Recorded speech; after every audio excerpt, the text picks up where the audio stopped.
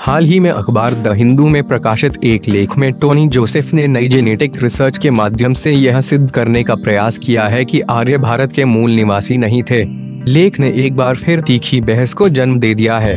कई तर्क प्रतितर्क दिए जा रहे हैं, लेकिन टोनी ने अपने लेख में क्या कहा है, इस पर बात करने से पहले प्रचलित आर्य विमर्श पर एक बार संक्षेप में नजर डालना आवश्यक है। हालांकि टोनी जोसेफ की नीयत साफ है।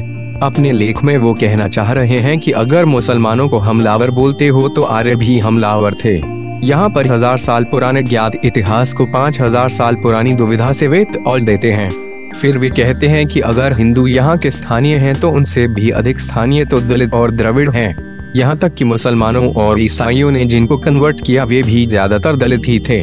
घुमा फिरा कर मकसद यह है कि भारत के 80% हिंदू अपने आप को महत्वहीन और अल्पसंख्यक मान लें और देश को इस्लाम की रीति से चलाया जाए। लेकिन इसके लिए उनकी दलील कितनी खोखली है, ये हम आपको इस लेख में बताएंगे।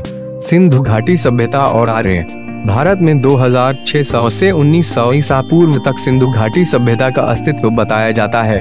यह एक अत्यंत कुशाग्र, कल्पनाशील, व्यवहार बुद्धि से परिपूर्ण और सुसंगठित सभ्यता थी जिसने दुनिया की पहली प्लान्ड सिटी मोहनजोदड़ो बसाई थी।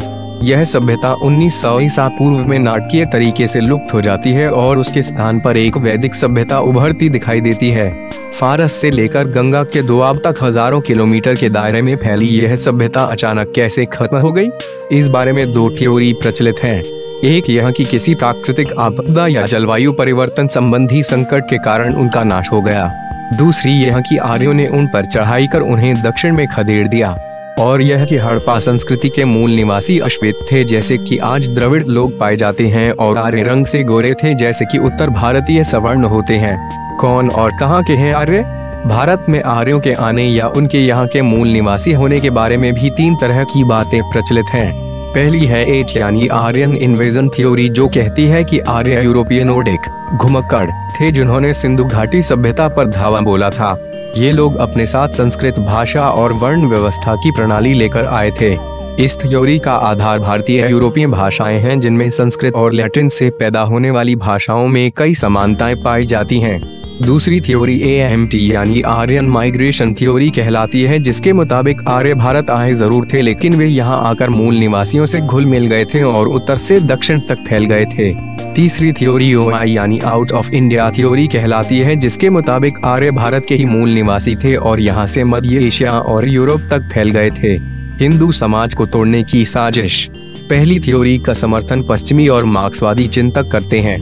पश्चिमी चिंतक इसलिए क्योंकि इससे यूरोपियन नस्ल की श्रेष्ठता सिद्ध होती है और उनकी साम्राज्यवादी सोच को एक ऐतिहासिक तर्क प्राप्त होता है।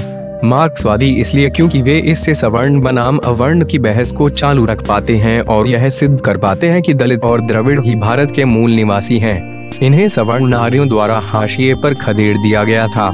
आज देश में हिंदू जातियों के बीच संघर्ष की स्थिति इसी विचार की देन है। तीसरी थ्योरी का समर्थन करने वाले हिंदू राष्ट्रवादी हैं जो मानते हैं कि सिंधु घाटी सभ्यता और वैदिक सभ्यता एक ही थी।